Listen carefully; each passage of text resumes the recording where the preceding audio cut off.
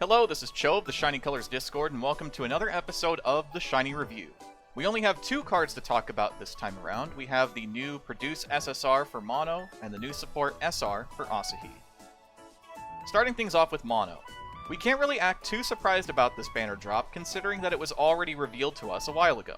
Mano 5, our latest P-SSR, is more of things we've seen in the past. She's a straight upgrade over Mano 1, and plays the exact same way that Hiyori 4 and Meguru 4 have in the past.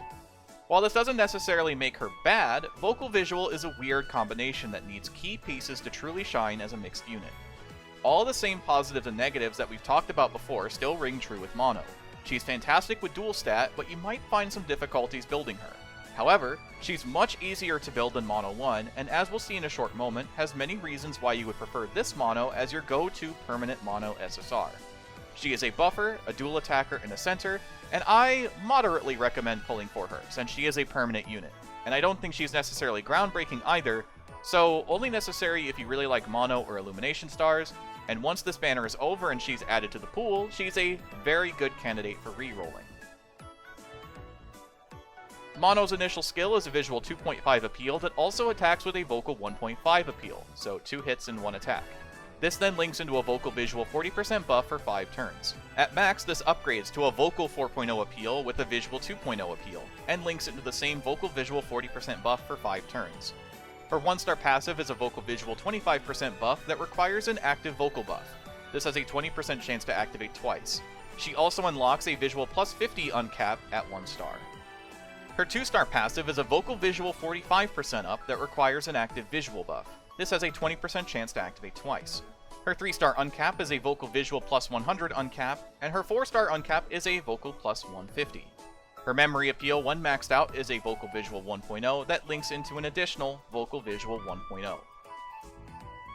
To do some comparisons, we're going to look at the initial Mano, so P-SSR1 Mano, who has a vocal visual 2.0 appeal that applies a 50% vocal visual buff for 4 turns, as opposed to a 40% buff for 5 turns, a dance 21% buff at 1 star, and a vocal dance 40% buff at 2 star.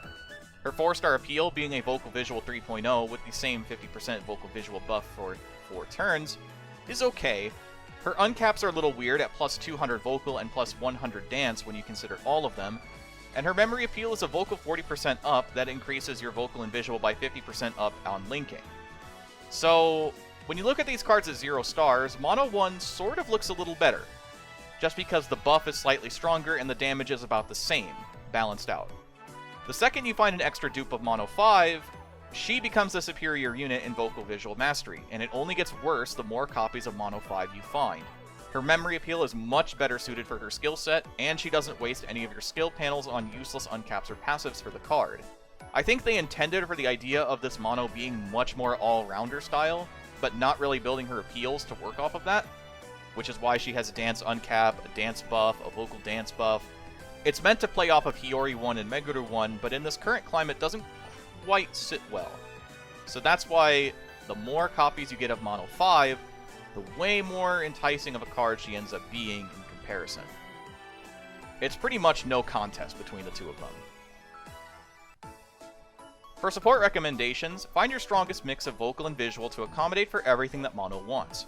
Naturally, Meguru and Hiyori are the most powerful pair, and your best SP masteries will make building a card much easier.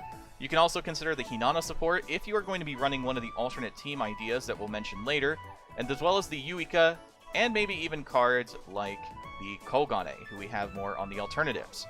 Speaking of the alternatives, you can work your way down the totem pole of strong visual and vocal supports.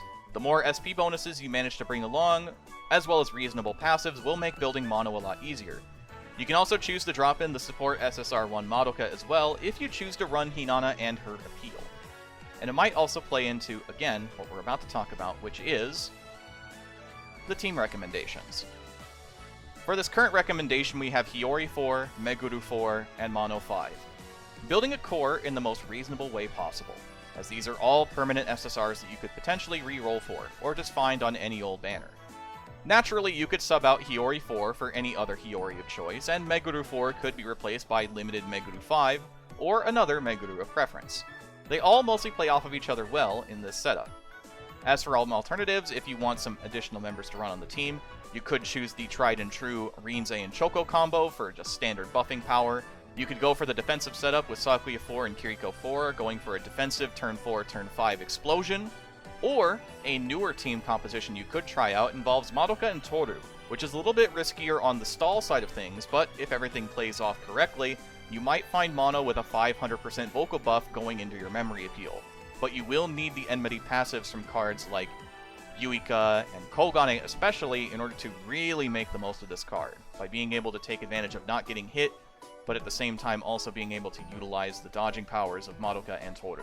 It's a little bit of a weird dichotomy that you have to balance, so play around that if you think that is up your alley.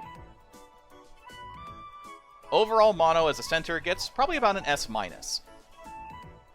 Overall as a center, Mano probably gets about an S-. For reference, Meguru 4 and Hiyori 4 have fallen to S- as well, as they all more or less function the same. She's a solid early entry leader solely for having access to reasonable damage among permanent units, and has consistent synergy with the rest of Illumination Stars, especially the 4th SSR series. As a unit, she gets an A. This is the addendum to Hiyori 4 and Meguru 4, mostly due to the change in the meta for consistency. Lack of memory gauge boosting makes all 3 of these cards slightly less valuable for teams looking to get strong, but Grad treated these cards pretty well. Illumination Stars have been doing well thanks to Grad. She's another great starter SSR for rerolling, and she's very easy to work with for Illumination Stars.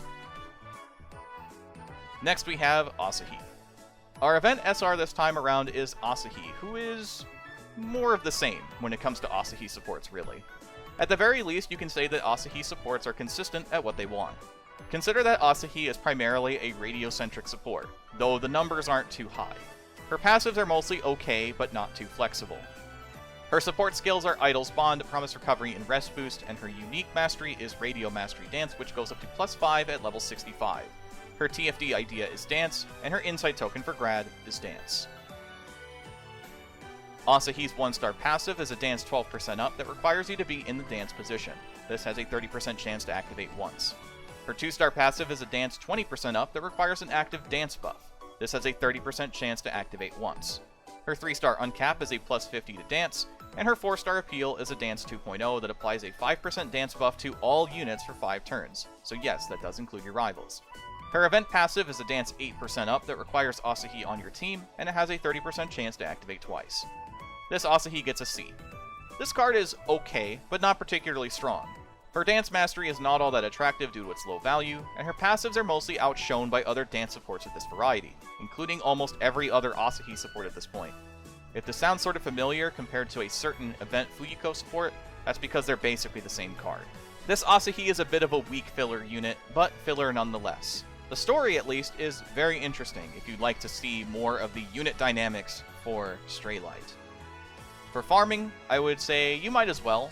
She's not necessarily the worst card in the world, especially if you're still looking to get your footing with Dance. Otherwise, I think the card is strictly just okay. And that's going to do it for the video today. Thank you so much as always for watching. Make sure to like the video and subscribe if you haven't already, and let people know what it is we're doing around here on the channel. Next time we'll be looking at whatever banner comes next. There's a bit of a debate as to whether or not it could be Fuyuko or Mitsumine as the next card, but we'll just have to see. So, till then, I've been Sho, thanks for watching, and have a wonderful rest of your day.